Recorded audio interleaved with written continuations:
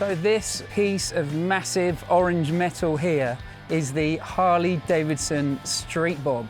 And for 2021, it's roughly the same as the old Street Bob, but it gets a much bigger 114 cubic inch motor up from the old 107 cubic inch engine. And what that means is a monstrous amount of torque. It's making 119 foot-pounds of torque, which makes it the most powerful bike in the Softail Harley-Davidson range. Now what you got here is a whole chunk of metal. For somebody who wants the archetypal Harley-Davidson, this really ticks all the boxes. It's got these really cool looking mini ape hangers. They're not full ape hangers if you're not committed enough to ride around with your elbows up past your head, but mini apes as Harley-Davidson call them.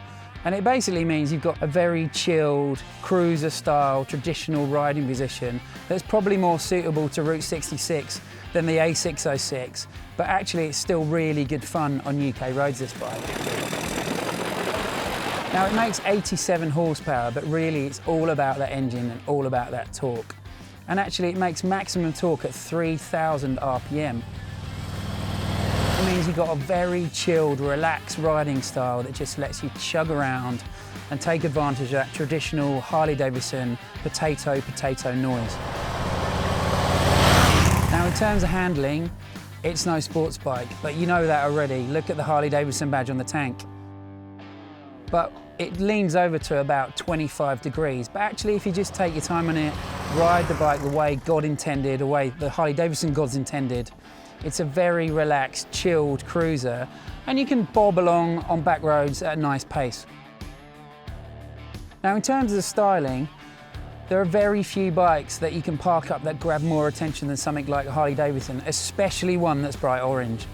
Now the rest of the bike is completely murdered out in terms of black, so rather than chrome with this bike, you've got a black engine, black headlight, black handlebars, the black top yoke, which includes a minimalist clock with a rev counter in there, a fuel range, and just real basic stuff. But that's all you want in this kind of stripped out bike.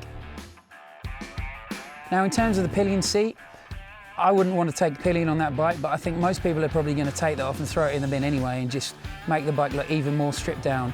And what you are getting with this bike is something that looks like a hardtail, but actually has cleverly got a suspension hidden away. So it means you can get all those kind of hardcore hardtail looks, but with all the comfort of a normal Softail Harley-Davidson.